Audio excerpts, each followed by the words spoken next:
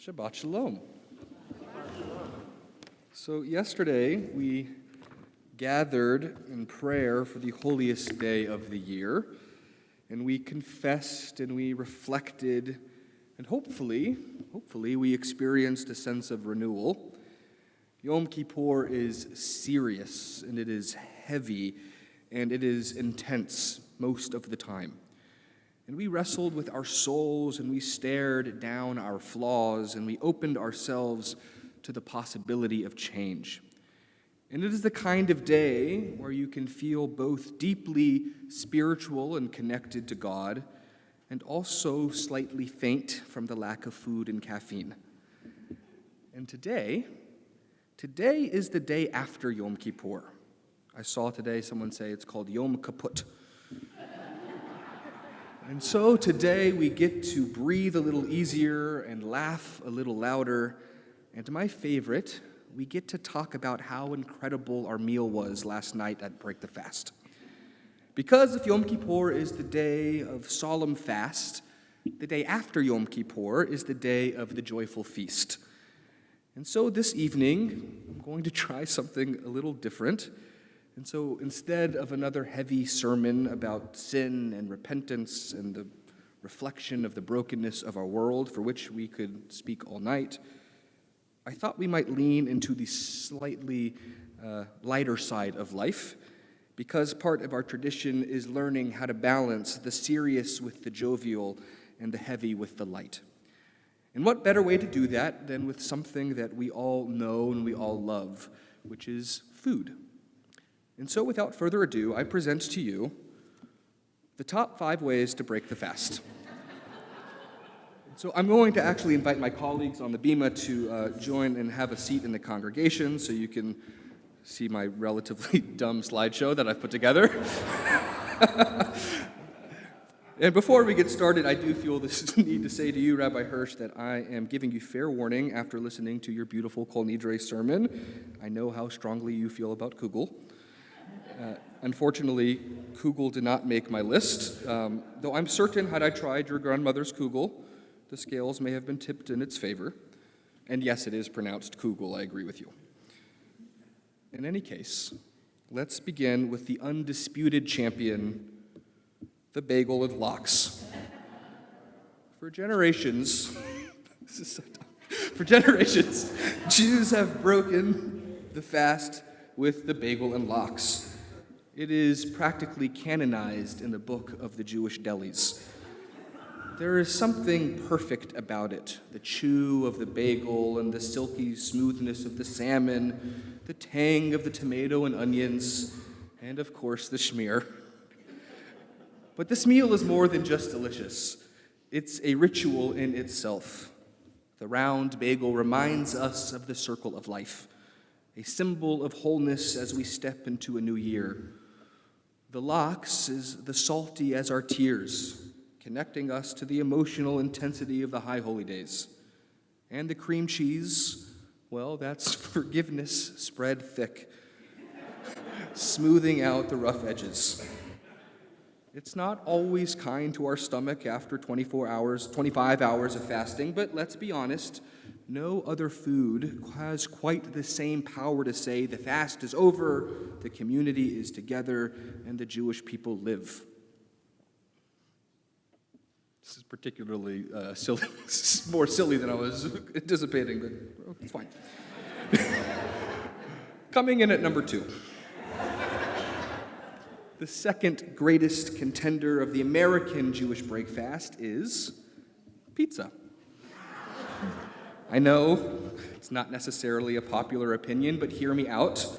Why is pizza on the list? Because it is easy, and it is fast, and it is communal. One phone call, and suddenly the boxes arrive and ready to be shared. It requires no food preparation while you are fasting, because let's be honest, it is much harder to keep the fast when you are cooking all afternoon. Pizza, too, has a meaning that I've made up. Each slice is a little different, but comes from the same pie, a little metaphor for the Jewish people. One person wants plain cheese, another insists on mushrooms, someone else craves pineapple. We won't name any names. And luckily it was just Yom Kippur, so we won't judge you either for the pineapple. And yet, no matter what slice you prefer, we are all part of one people and one community. Eating the pizza after the fast is also a reminder of our Jewish American reality. We adapt traditions, we blend cultures, we make things our own. And let's face it, the prophets never said that we could not break the fast with a little extra cheese. Moving right along to number 3.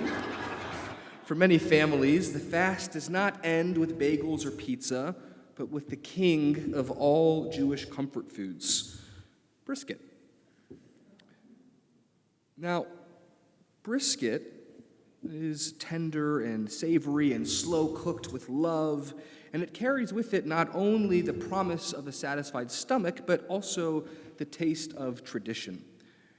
Brisket is not a quick food. You don't whip it together at the last minute. It takes time and patience and care, qualities that mirror the work that we just did during the days of awe. We spent days preparing our hearts and confessing and praying and reflecting. Brisket reminds us that the best things in life are worth the wait. And there is something symbolic in the fact that brisket is one of the tougher cuts of meat, transformed into something soft and flavorful and tender. And isn't that what repentance is all about? Taking the tough parts of our lives, the hardened places of our hearts, and with enough intention and patience and love, turning them into something nourishing and good. Breaking the fast with the brisket says, we have come through the fire and the fasting, and now we savor the blessing of abundance. Okay, here's a little bit of a controversial one. Every year, there's someone who says, I just want something light, something healthy. And maybe they're right. After all, our bodies are vessels for our souls, and treating them kindly is also a spiritual discipline. And so, coming in at number 4 on the list, we present the festive salad. A salad, after fasting, reminds us to take care of ourselves, to remember that holiness is not just in the prayers we say, but in the bodies that say them. And yet we all know what happens next, at least in my house and when I'm making a salad. Even for the health conscious, after fasting all day, the light salad ends up with a scoop of tuna fish and a heap of olives and a generous amount of feta cheese and a handful of croutons. And suddenly it's a meal that would make the rabbis of the Talmud question if it's truly a salad or if it has transformed into something entirely different. But still, there is beauty in this healthy choice. It says, I want to start the year by honoring my health, by showing respect for the gift of life which has been given to me. Breaking the fast with greens is a small reminder that the choices we make are also choices we make about the kind of life we want to live. And finally, the grand finale for those with the true zest for life who choose to break fast with dessert. Because these are all AI-generated images. Because after 25 hours of fasting, sometimes what the soul craves is not protein or cheese or greens, but chocolate swirled into warm slices of babka or arugula or cookies, or from this picture, the entire bakery selection. There is deep meaning in this choice too. Babka is not just bread. It's bread that is elevated and twisted and layered and filled with sweetness. It takes something ordinary and folds joy right into the dough. And that is the story of the Jewish people in a nutshell. Life has its hardships, but we braid in sweetness. And suddenly, what could have been plain becomes extraordinary. Breaking the fast with babka is a declaration of hope. It says that life should be sweet and not bitter. It says after struggle comes joy. It says holiness is found not just in fasting, but also in dessert. And maybe, just maybe, It's the most Jewish of all the choices. Because what's more Jewish than ending an intense day of prayer, sitting and standing and sitting and standing and fasting, than with one more critical question, which is, could you please pass me another piece of babka? So there you have it, the top 5 ways to break the fast. Bagels with lox, pizza, brisket, salad, and sweets. Honorable mention to kugel. Each one unique, each one delicious, each one with a hidden layer of meaning. Because the truth is, Yom Kippur is not only about where we deny ourselves, it's also about how we return to life after the holidays, how we eat, how we laugh, how we celebrate the gift of life together. To break the fast is to remind ourselves that life is worth living, that sweetness is worth savoring, and that our community is worth gathering for. Judaism is serious, yes, of course. It demands of us justice and righteousness and self-reflection.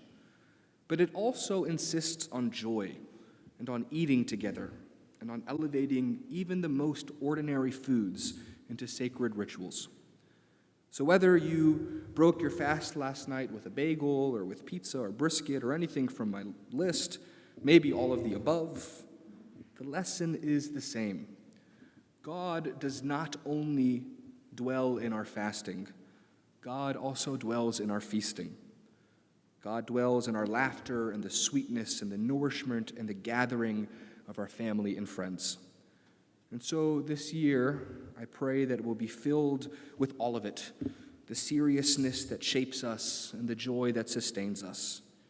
May our lives be as rich as brisket, as layered as babka, as warm as a toasted bagel, and as shared as a pizza. And let us all say, Amen. Thank you.